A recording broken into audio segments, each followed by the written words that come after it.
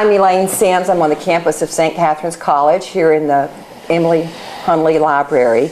The program we just previously recorded was about the master's degree in the health field, and we interviewed 2 students. Now we're going to talk about the master's degree in leadership. I'm very aware of this program because I remember when I started, I thought being from a small town, it's so vital to rural areas, not just Springfield, but to all rural areas. I have first Jim Silliman with me, who is the coordinator of the Community Regional Leadership Program. And Jim, you've been here at St. Catherine's for? I'm completing my 6th year at St. Catherine. Okay. And came here from Alice Lloyd, where we were, my wife and I were there for about 25 years. And she works in the reading program here. Yeah. And Evelyn Silliman. And my official title is Associate Professor of Community and Regional Studies, but I also am coordinator of the Community and Regional Leadership Program in the master's degree level. Okay. Were you retiring from Alice Lloyd because you put in that many years and then you decided to come here? No, I just wanted to change. Okay, interesting. This program has also been going for how long? From the leadership program? Well, since 2012, we started with our first student group. I mean, I just think it's an incredible program, especially, like I said, considering rural area. Yeah. Carlotta Brussel over here is a familiar face on campus because she's an employee.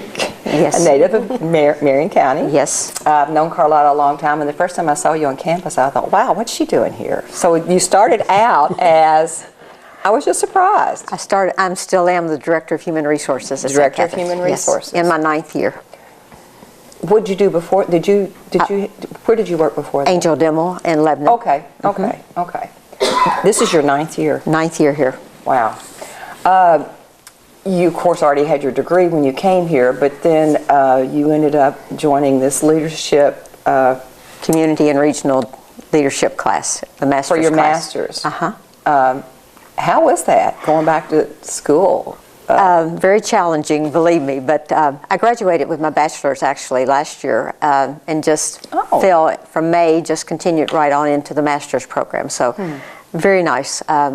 So there was a lot of balancing there on studying and being here all day. Really, it was. That was probably, you've had some late nights. But the one thing about it, if you're already in that mode of studying, you have yourself disciplined when you're going to study, how you're going to do the homework, how you're doing the research papers and all. It's a lot easier than laying out for maybe a few months or a semester and then trying to get back into it. So sure. I thought if I'm going to do it, let's just do it now. Well, personally, if I have a deadline, if I have a project I have to do, I'm more organized. Yes. You have to be organized, which is great. I mean, I'm not so as much as I used to be, but you know, when I do have a deadline, it happens. Alicia O'Cole is I know, a former student of St. Catherine's, and then when you came to St. Catherine's, when did you start? I started in the inaugural program in the graduate program, and I was in 2012. 2012. Oh, okay. Just 2000. Okay. So had you been to St. Catherine's before that? No, I have my undergraduate degree is from Bellarmine University, and then I have a master's in business administration from the University of Kentucky. Okay. Wow. You're a native of Springfield. Yes. Since you were born. Yes. You lived here all your life. I have. Why did you decide to do this master's in the community in the leadership program, which I think is great? It was very interesting. Sister Angie had come to Springfield BPW's Business Professional Women's Club to present and tell us about the program that was upcoming. And I thought it sounded kind of interesting. I was sort of trying to decide what I wanted to do with my career, and I'd always been in real estate, and then I was decided I wanted to do something a little bit different, and I thought, well, this sounds like a very interesting program. And the BPW gives a scholarship every year, right? Yes, they do. People that apply for it. They give a non-traditional student scholarship for someone that wants to go back to school after they've been out for a number of years or maybe had not finished their undergrad. They give a scholarship every year. Okay. In what way are you using this degree now? Actually, it has been great for my leadership skills and honing those in, and I use them in a lot of volunteer work. Okay. Is mainly what I do now. Is I do a lot of work for St. Dominic's School, and it's a big boost in my confidence in taking this program. Well, and I think volunteer work, it's great that you got your master's in this, and then volunteer work, some people say, why do you do that? Well, you get back a lot more than you give most of the time. Yes, you definitely do. You get back a lot more. I've always said those who are given much is expected of them, and so that's what. Well, good for you. Good for you. Do you ever plan to use it in any other way? You still do real estate? No, I just work part-time now, and then I had some goals when I started the program of maybe doing something in a community field or something like that in an elected position, but now I'm kind of just doing my volunteer work, and that's how I use it. You have 2 children at home. Yes, I have 2 small children. They are now 6 and 8. When I started the program, they were 4 and 6. Right. And trying to get myself back in the gear of balancing children and then going to school full time was a little challenge. And you're a single challenge. parent now because your husband is deceased. Yes. And I know that, like you say, an elected position, but campaigning is an issue. I mean, it's a lot of time. When you it's have a lot children. of time. I'm sure you have a very supportive family, but it's a big commitment. It is. Alicia's a program or major paper in the master's degree program was on women in leadership positions and characteristics of women. Did an excellent job with that paper, and so I'd look to see her sometime in the future out there running for office. So. Well, good. You'd be great, I know. Oh, thank you. You'd be great. So Carlotta, you already have a job. Yes, full time.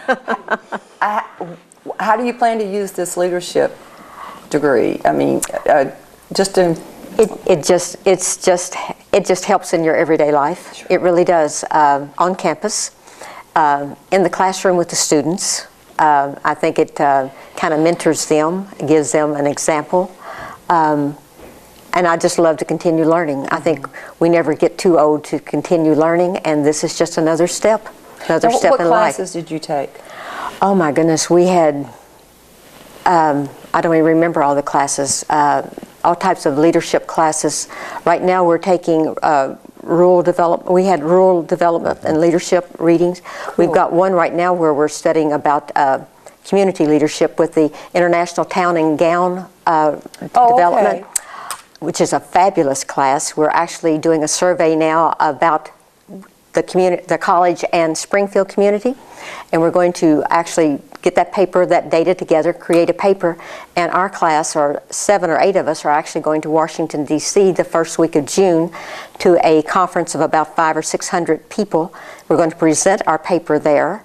And actually come back and present it as our capstone on campus here. It's a great opportunity. What is the Town and Gown? What is that? I don't know. It's a concept where it's a cooperation between the college or university and the town or city in which it resides. Gown, I guess the town, gown, graduate. Yeah. Okay. And it's really kind of interesting because when Dr. Arnold was here, I was teaching an interdisciplinary class, and he said, teach something that you're interested in. And I got to looking at this and studying a little bit about it, and the relationships between the town and the college, and stumbled across the fact that there is actually an International Town Gown Association, and I've gotten involved with them. And I've presented a couple of papers at their meetings. We had a meeting at Eastern Kentucky. I presented one in Buffalo a couple of years ago. Because I was going to ask you, is this mainly with small communities, or it's across the board, cities and? It's kind of interesting because yes, you see. In the association, it tends to lean toward larger universities and larger colleges, and so my rallying point is I think that smaller colleges and towns need to be recognized. And actually, from my thoughts were that would have come from small colleges, from more. Right. Well, it's kind of interesting because our I won't say our problems, but our situations are different than larger universities and cities. You know, they have parking problems, they have housing problems where students live in town and so on. But we have different problems or different issues that we need to address. And so that's what I'm concentrating on with the ITGA is trying to promote the small college and small town relationships. Are there such programs as a community regional leadership throughout Kentucky? I mean, are there several? To my knowledge, we're the only one in Kentucky. Now there is one at the University of North Carolina. There are schools that have them, and Carlotta mentioned that we're going to this meeting in D.C. and they'll be presenting a paper. And Ohio State has a program in town gown relations. And well, you know, and I've mentioned on this program before. Now, when you apply for colleges, of course, they look at your test scores, but I don't think as much emphasis is put. I mean, there's just as much emphasis put on what have you done in your community. Exactly. What have you done? Where have you given? You know, you hear that. You know, because I'm a UK fan, you hear that with these basketball players. What can you give back to your community? The class that Carlotta is in now, one of the things that we're looking at is this relationship. And it's interesting because we've been reading a lot of material from, three people in particular, one at Ohio State University, one in Canada, and one at Clemson University. And the person at Ohio State, he's developed a metaphor. And he talks about the relationship between the community and the school as being much like a marriage contract or a marriage situation, in that you don't just get up and walk away from it. And in colleges and communities, we can't do that. And so we need to, if problems arise, we need to sit down and talk about them, work them out, and come to an amiable conclusion. And well, someone asked me once, what does it take to be married 47 years? And I said, commitment, commitment, commitment. Exactly. And that's, that's one thing that you want to see in your small towns and with leadership is commitment. Right. And people are so afraid sometimes to do that because I don't know whether it's because they're afraid of failure. So many people won't step up, and I was going to say that to you, until you ask them. And I've done a couple of things here in Washington County, and with the Arts Council, and they're really interested, but you learn in leadership, sometimes you just have to ask them. You have to just sit down and talk. You have to ask. There are two characteristics that Stephen Gavazzi, who is one of the primary components of this theory, and they talk about comfort and effort.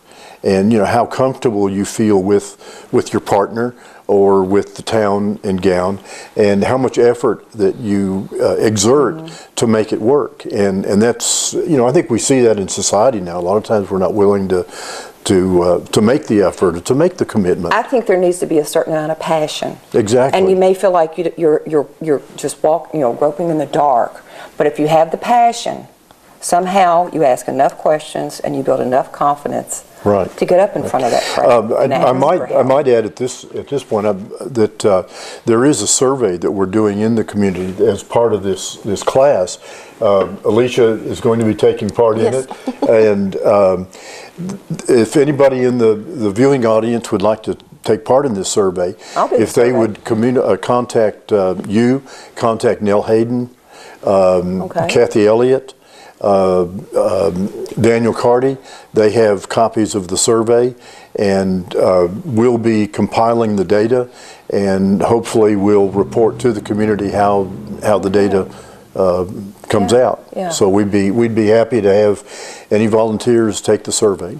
Well, and I think living in a small community in Springfield, the size of Washington County doesn't change much, but being here since 1972, wow. I think people sometimes are afraid of making a commitment because they think it's going to be overpowering, or they think, okay, if they know I'm available, then they're going to use me for everything. But I think people have to decide, what do you want to do? And just a small thing, But that's what's going to make a small community thrive, is people picking what they love and following through with it and just giving where you can. Right. I mean, it can be as minor as bereavement dinner meals or serving brownies at St. Catherine's in the library for something. I mean, it can be anything. Being a mentor in the school system, coming out here and volunteering for the career fair, you know.